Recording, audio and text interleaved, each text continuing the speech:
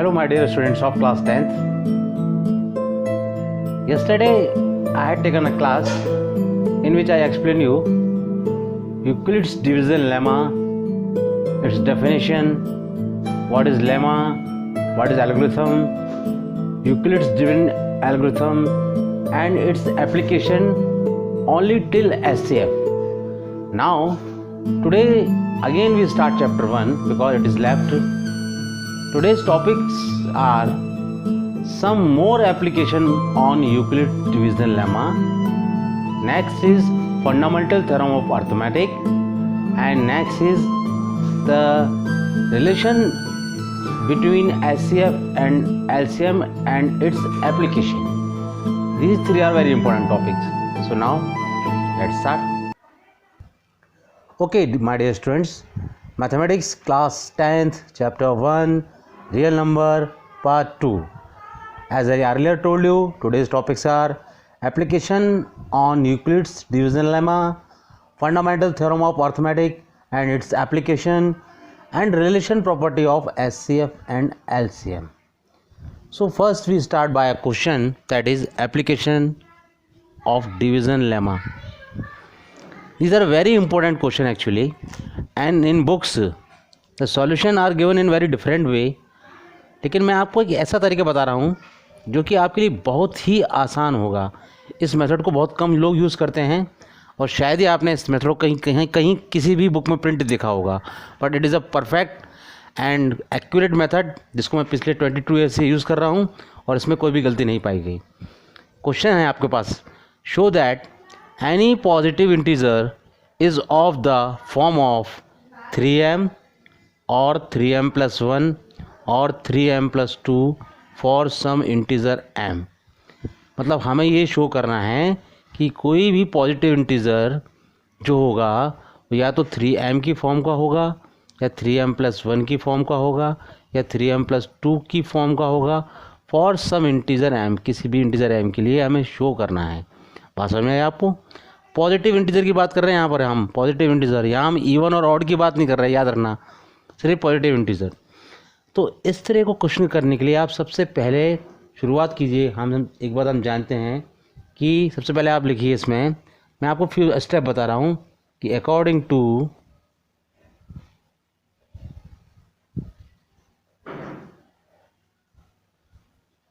वही वाली बात A = BQ+R मैंने आपको कल बताया था. यहाँ पर क्या लिमिट थी? R is > 0 and less than B. ये तो आप जानते ही हैं, पता है आपको, इतना मालूम है. अब यहाँ पर आप एक चीज़ मान लीजिए, let n be an arbitrary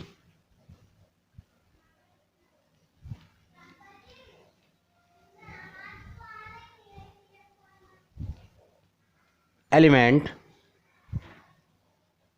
बहुत ध्यान से समझना, आराम से बोल रहा हूँ इसी में.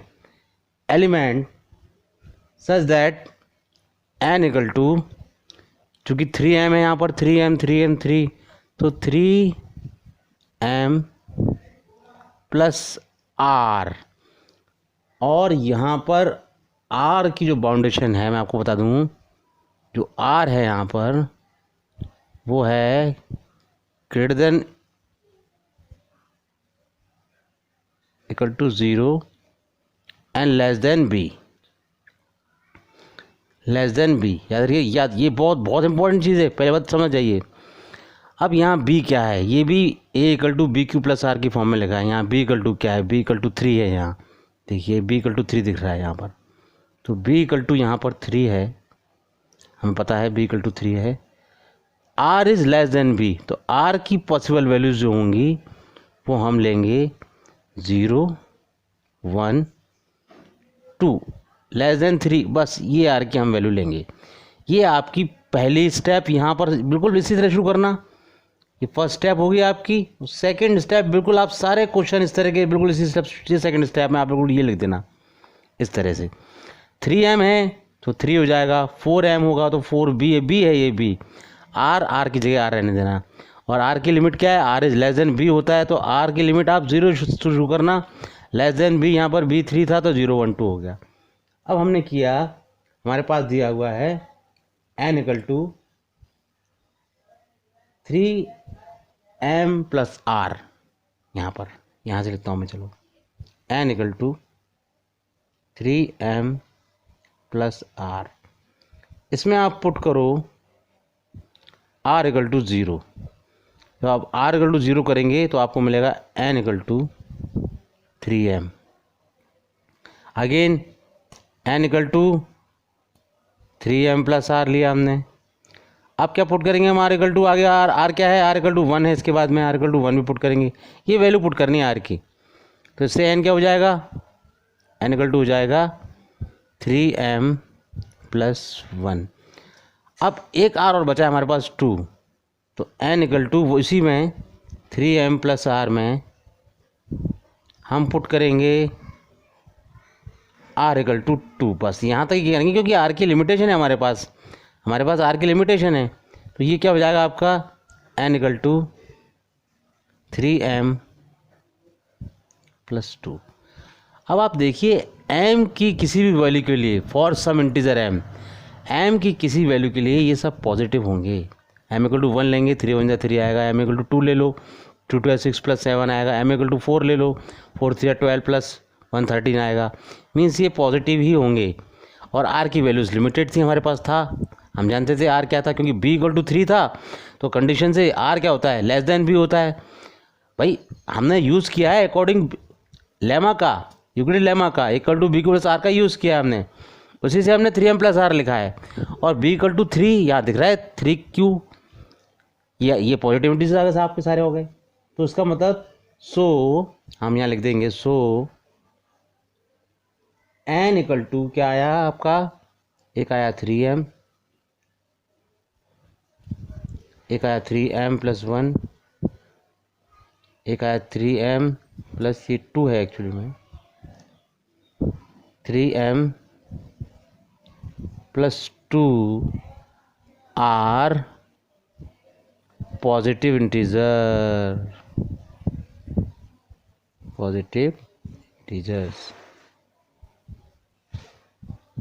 ये हमने शो कर दिया, ये हमें शो करना, देखो 3m प्लस 1, 3m प्लस 2, यहाँ देखो 3m plus 1, 3m plus 2, question आपका एंड हो गया। यहाँ पर यही सिंपल मेथड आपको यूज़ करनी है, बिल्कुल अच्छी तरह समझ में आया होगा। पहली स्टेप में आप ये लिखना, बुक में क्या दिया है देखिए, बुक मैंने आपसे कहा, दिस इज़, आप थोड़ा विश्वास मानिए, it is, believe me, this is my 22 year experience, okay.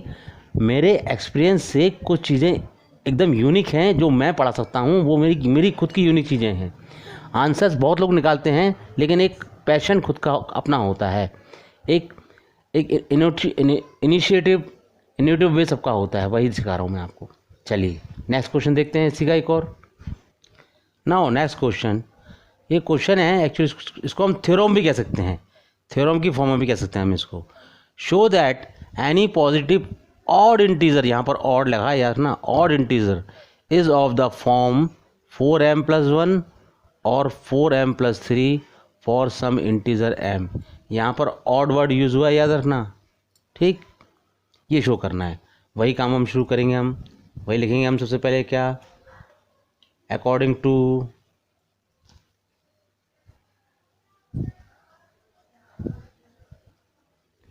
A equal to, वही बात, बी क्यू प्लस आर क्या होता है जानते हैं, यूक्लिड लेमा होता है। कंडीशन क्या होती है, R is greater than equal to 0 less than B. वही बात सेकंड स्टेप में, वही स्टेप यूज करूँगा, let N be an arbitrary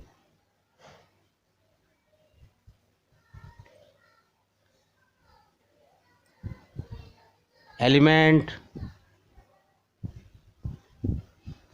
अब यहाँ पर क्या हो जाएगा, यहाँ n इक्वल टू हो जाएगा आपका 4m प्लस आर, 4 था ये, 4m plus are.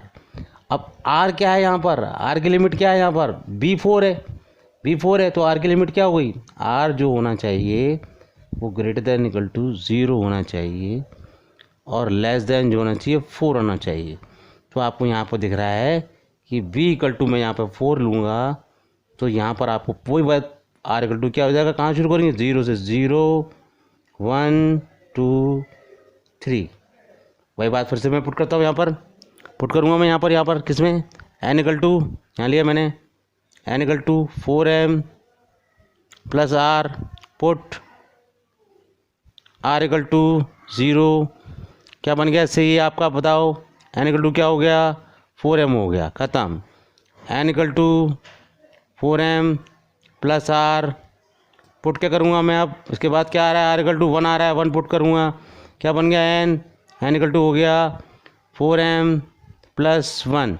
Again n equal to 4m plus r क्या पुट करूँगा मैं, बताओ आगे, r इक्वल टू 2 पुट करूँगा, 2 क्या फॉर्म हो गया ये, n equal to 4m plus 2 तक हो जाएगा, 3 और बचा है भाई, n equal to 4m plus r put r equal to 3 क्या फॉर्म हो गया ये, n इक्वल टू क्या फॉर्म हो गया ये 4m प्लस 3। अब यहाँ समझना थोड़ा सा आप, यदि मैं m की जगह 1 पुट करूँ तो 4 1 जा 4 आएगा, 2 पुट करूँ तो 4 2 जा 8 आएगा, 3 पुट करूँ तो 4 जा 12 आएगा, यानी कि ये जो चीज़ आएगी ये चीज़ हमेशा इवन रहेगी। यहाँ देखते हैं, m की जगह मैं 1 पुट करूँ तो 4 1 जा 4 1 5 आएगा, 2 पुट करूँ 4 2 जा 6 प्लस 7 आएगा, ऑड आएगा, 3 पुट करूँ 4 3 जा 12 प्लस 1 13 ऑड आएगा, यानी ये ऑड है, ये ऑड ही आएगा हमेशा, ये ऑड है। इसको देखते हैं, चलिए m की जगह 1 पुट करूँ 4 1 जा 4 प्लस 2 6 आएगा, इवन आएगा, 2 पुट करूँ 4 2 जा 8 प्लस 2 10 इवन आएगा, यानी कि ये इवन ही होगा। वही काम मैं यहाँ करके देखता हूँ, m इक्वल टू 1 पुट करूँ 4 1 जा 4 प्लस 3 7 आएगा, ऑड आएगा, 2 पुट करूँ 4 2 जा 8 प्लस 3 11 ऑड आएगा, और ये ऑड ही होगा, ये ऑड ही होगा। तो ऑड वाले कौन से हो गए आपके, एक तो ये ऑड हो गया आपका और आपका ये ऑड हो गया, hence 4m plus 1 and 4m plus 3 are odd positive integer. Odd यही शो करना था, देखो क्वेश्चन पढ़ो आप, क्वेश्चन पे निगाह डालो, आप क्वेश्चन पढ़ो, पॉजिटिव इंटीजर यही शो करना था मुझे कि 4m प्लस 1 और 4m प्लस 3 ऑड है ना, होना चाहिए। देखिए ये ऑड हुए, ये इतना प्यारा मेथड है, इस मेथड को किसी ने आज तक यूज़ नहीं किया है, किसी भी बुक में इसका जिक्र नहीं है, लेकिन ये 100% करेक्ट मेथड है। आप बिल्कुल इस मेथड करके आइए, 0 मार्क्स नहीं कटता है। मैं खुद एग्जामिनर रह चुका हूँ, मैंने खुद बोर्ड की कॉपियाँ चेक की हैं, मैंने कभी इस मेथड पे मार्क्स नहीं काटे हैं। चलिए ये आपको मैंने समझा दिया, इस तरह के और एप्लीकेशन मिलेंगे आपको, आप बिल्कुल इसी तरह से करते जाएंगे और उसके आंसर्स निकाल लेंगे। ठीक, अब आपकी एक नेक्स्ट चीज़ आ गई, फंडामेंटल थ्योरम ऑफ अर्थमेटिक।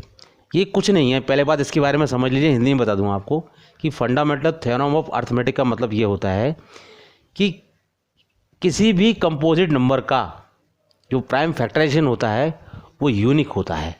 बस किसी भी कंपोजिट नंबर का प्राइम फैक्टराइजेशन जो होता है वो यूनिक होता है। कंपोजिट नंबर आप जानते हैं जिनके फैक्टर्स मोर देन 2 होते हैं, 2 से ज़्यादा फैक्टर्स होते हैं कंपोजिट, प्राइम की बात नहीं कर रहा, यही होती है फंडामेंटल थ्योरम ऑफ अर्थमेटिक। यही लिखा हुआ है इंग्लिश में, पढ़िए, every composite number can be uniquely expressed as a product of its prime except order. Order उसका कुछ भी ले लो, आप आगे पीछे ले लो, ऑर्डर ले लो, कुछ भी, उससे कोई मतलब नहीं है, ऑर्डर से कोई लेना देना नहीं है हमें। ठीक, कहने का मतलब कि जैसे हमने लिया, सपोज करो मैंने लिया 12, तो 12 को मैंने अगर रिप्रेजेंट कर दूंगा कंपोजिट इसके प्राइम फैक्टर्स में, तो ये हो गया 2 × 2 × 3। एक और सपोज करो मैंने लिया 234, तो आप प्राइम फैक्टर इसको करेंगे 234 को, तो आएगा 2 × 3 × 3 × 13। देखो ये भी कंपोजिट नंबर था, ये भी कंपोजिट नंबर है। अब मैंने सपोज करो एक और कंपोजिट लिया, आपका ले लिया 462। अब मैं चलो कर देता हूँ। ये आप कह रहे हैं ये कैसे लिख रहे हैं? अरे भाई मेरे 462 को मैं प्राइम फैक्ट ये जो मेथड होती है ना, इसे लोग समझते हैं, इसे बोलते हैं एलसीएम लेना। अरे भगवान की प्रकार से माफ़ करो, इसे हम कहते हैं प्राइम फैक्टराइजेशन। इसकी हेल्प से हम एलसीएम और एचसीएफ निकालते हैं, वो बात अलग है, लेकिन इस मेथड को कहते हैं प्राइम फैक्टराइजेशन। पहले स्मॉलेस्ट प्राइम नंबर से डिवाइड करते हैं, तो 2 से डिवाइड कर दिया हमने, 2 से डिवाइड कर दिया, 2 से क्या आया आपका? ये आपका 2 3 1। अब ये 2 से डिवाइड होगा नहीं, अगला प्राइम नंबर क्या आएगा? 3 3 6 3 से हो रहा है, 3 से किया, क्या नंबर आ गया आपका? 3 से किया तो आपका आ गया 77। अब अगला प्राइम लिया, अगला प्राइम क्या है? 5 तो 5 से आएगा नहीं, 7 से लिया तो क्या आ गया? 11 से किया तो क्या आ गया? 1। तो इसका क्या आ गया प्राइम फैक्टराइजेशन? इसका 7 फ्रैक्शन आ गया 2 × 3 × 7 × 11। यानी किसी भी कंपोजिट नंबर का जो प्राइम फैक्टराइजेशन होता है वो यूनिक होता है। ये देखो, ये एकदम अलग है, ये एकदम इससे अलग है। इसमें 2 2 3 है, इसमें 2 3 3 13 है, इसमें 2 7 3 7 11 है, यूनिक होता है। यही अर्थ में पढ़ने वाले थ्योरम तो अर्थमेटिक कहलाती है, बस इसके अलावा कुछ नहीं समझना आपको। ठीक, मैं इसका एप्लीकेशन करके बताऊंगा आपको, कि क्वेश्चन करके बताता हूँ कि इसके क्वेश्चन कैसे आते हैं। नेक्स्ट, अब देखो फंडामेंटल थ्योरम ऑफ अर्थमेटिक के क्वेश्चंस किस तरह से फॉर्म होते हैं, इट्स एप्लीकेशन क्या होता है, ये है show that each of the following is composite.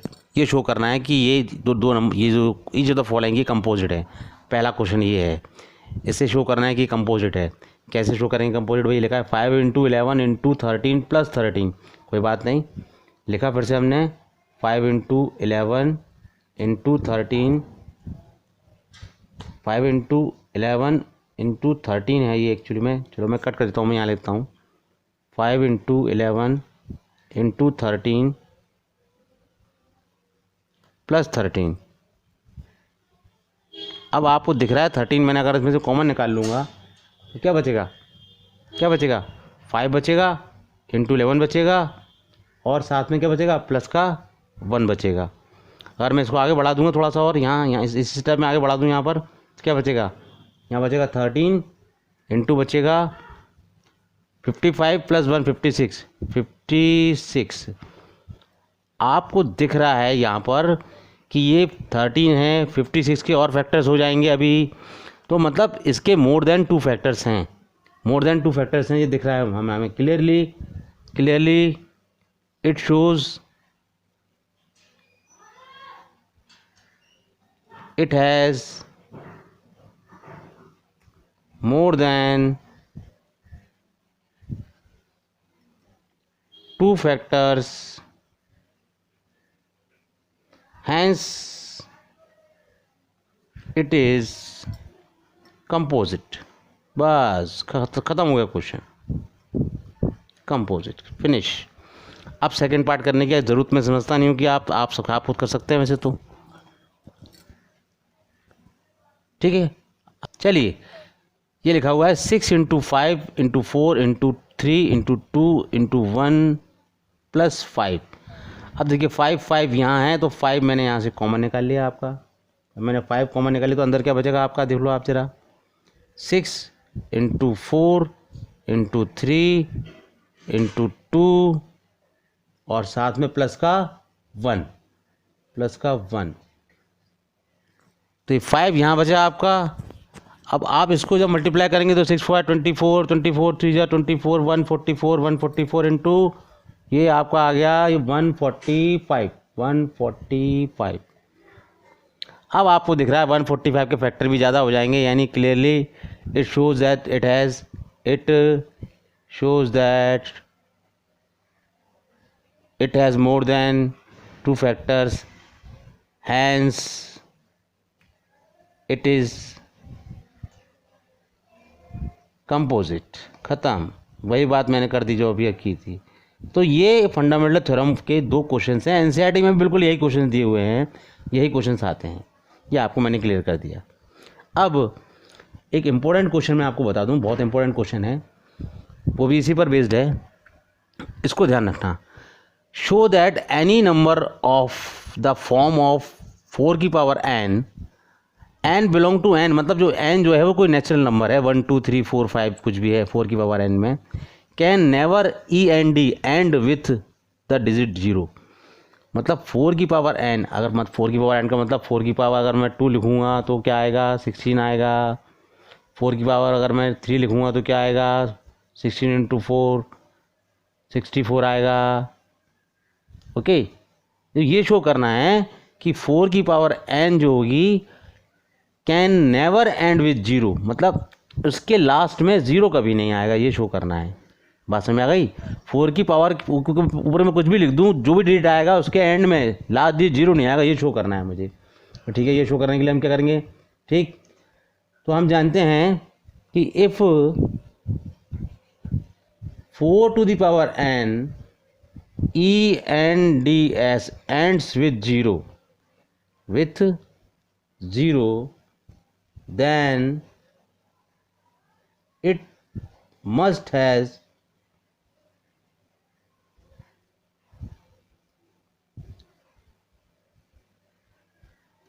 two and 5 as its prime factors. ये बात आपके समझ में थोड़ी देर में आ रही होगी, बताता हूँ मैं आपको। आप देखिए, कोई भी नंबर जिसके लास्ट में 0 होता है वो तो या तो 2 से डिविजिबल होगा, ध्यान रखो, या 5 से डिविजिबल होगा। ये क्लास 6 में पढ़ा हुआ आपको, केस ऑफ डिविजिबिलिटी। यदि कोई नंबर मान लो यदि आप यहाँ दिया है 470 दिया है, तो ये 2 से पक्का 2 से डिवाइड होगा, गारंटेड है, लास्ट में 0 है, और 5 से भी डिवाइड होगा क्योंकि लास्ट में 0 है। ठीक, क्लियर है, ये बात क्लियर हो गई। तो 4 की पावर n जो लिखा हुआ है इसको मैंने लिख दिया इस तरह से 2 × 2 की power n।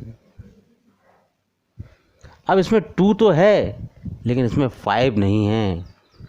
It does not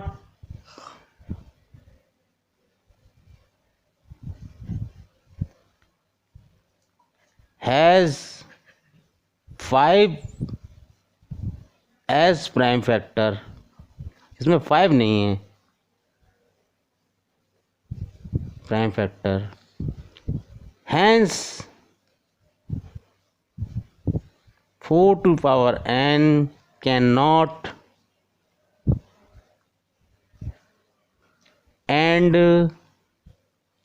with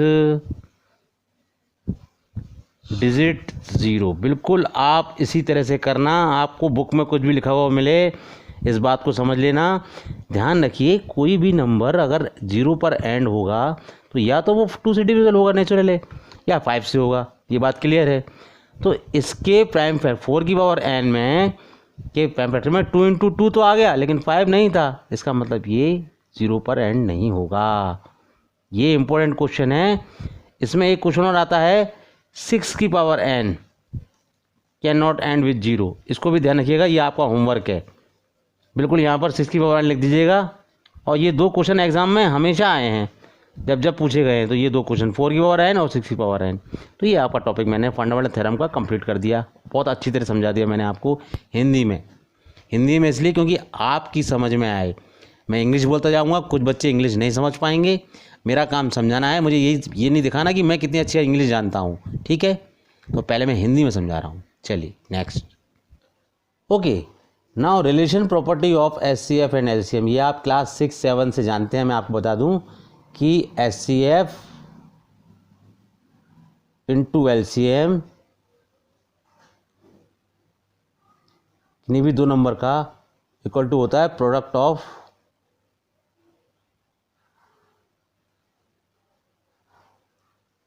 two numbers.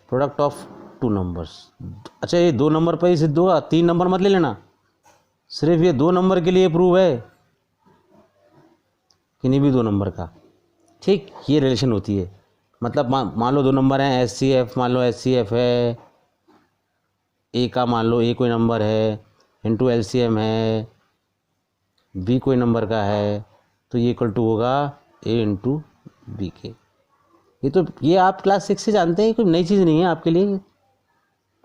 अब इसका एक क्वेश्चन एग्जाम में जरूर आता है कभी कभी।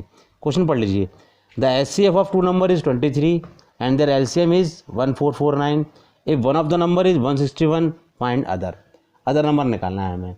सिंपल सी बात, हमने लिखा, क्या लिखा हमने लिखा, HCF इंटू LCM, यहाँ मैंने A लगा दिया, यहाँ मैंने B लगा दिया, equal to product of two number. एक नंबर 161 दिया हुआ है, जो नंबर B है, जो हमें निकालना है। HCF हमारे पास है 23, LCM हमारे पास 1449 इक्वल टू 161 इंटू B निकालना है। B इक्वल टू हो गया 23 इंटू 1449 अपॉन 161। आंसर इसको सॉल्व करेंगे तो आपका आएगा 207। यह आपका अनदर नंबर निकल आया। ये चैप्टर अब आपका यहाँ कंप्लीट हो चुका है। जो बचता है इसमें, हाँ जस्ट वेट एक minute student. HCF of AB, मतलब 2 नंबर का HCF था ये AB का, यहाँ पे भी यहाँ पर भी 2 नंबर का HCF था। AB लिखो चाहे BA लिखो, पहले कोई एक ही बात है, equal to A into B, 2 नंबर का HCF था। तो ये सिंपल क्वेश्चन है, ये आपका क्वेश्चन है, ये एक्चुअल में आपके सिलेबस में है। अब ये चैप्टर ख़त्म हो चुका है। इस चैप्टर में क्या बचा है, इस चैप्टर में बचा है फैक्टर ट्री। फैक्टर ट्री आप जानते हैं कैसे निकलता है, आप जानते हैं फैक्टर ट्री के बारे में। सिंपल सी बात होती है फैक्टर ट्री। कहो तो मैं छोटा समझा दूँ फैक्टर ट्री यहाँ पर बना के आपको। LCM निकालना है किसी से फैक्टर ट्री से, या प्राइम फैक्टरेशन करना है फैक्टर ट्री से। प्राइम फैक्टरेशन करना है मुझे, सपोज करो मुझे करना है 48 का करना है, 48 का प्राइम फैक्टरेशन करना है। 48 को करेंगे तो ऐसे ब्रेक कर देंगे 48 को। 48 को अगर मैंने 2 से डिवाइड करूँगा तो क्या आएगा, 2 इंटू 24 आएगा। तो 24 को मैं ले लूँगा, 24 ले लूँगा तो क्या आएगा यहाँ पर, 2 इंटू 12 आएगा, यहाँ पर 12 आएगा। फिर अगर मैं 12 को ले लूँगा इस तरह से 12 को ले लूँगा यहाँ तो फिर क्या आएगा, 3 इंटू 4 आएगा। फिर मैं अगर 4 को ले लूँगा इस तरह से तो यहाँ पर क्या आ जाएगा, 2 इंटू 2 आ जाएगा। तो ये फैक्टर ट्री कहलाता है। ये बचा था, ये मैंने बता दिया आपको, बुक में मिलेगा दिखा हुआ। तो ये फैक्टर ट्री से कभी कभी ऑब्जेक्टिव आ जाते हैं। यहाँ मिसिंग वैल्यू होती है, या एक्स लिखते हैं, एक्स की प्लेस पे क्या आएगा, find the value of x. यहाँ वाई लिख देते हैं, वाई क्या आएगा। तो ये चैप्टर आपका कंप्लीट हो चुका है। अब इसमें सिर्फ LCM और HCF निकालना बचा है। फिर भी अगर आपको कोई प्रॉब्लम आती है तो आप कमेंट बॉक्स में लिख के भेजिए। मैंने इस चैप्टर को कंप्लीट कर दिया है। यही कंसेप्ट इस चैप्टर से पूछे जाते हैं। और जो मेन कंसेप्ट है वो है यूक्लिड डिवीजन लेमा। एक HCF का क्वेश्चन आता है, और एक जो मैंने 2 क्वेश्चन आपको कराए आज कि any positive integer in the form of 4m+1 4m+2 वो आता है। फंडामेंटल थ्योरम का क्वेश्चन आता है। LCM इंटू HCF का प्रोडक्ट आता है। और 4 टू द पावर n और 6 टू द पावर n आने के चांसेस भी होते हैं। और एंड लास्ट पॉइंट ये था, और लास्ट पॉइंट फैक्टर ट्री था। ओके, तो मैं समझता हूँ आपको मैंने अच्छी तरह से समझाने का प्रयास किया है, कोशिश की है। आप ज़रूर ध्यान दीजिए, इस वीडियो को कई बार देखिए, और प्लीज़ शेयर करना, लाइक करना और सब्सक्राइब करना ना भूलें। Have a nice day.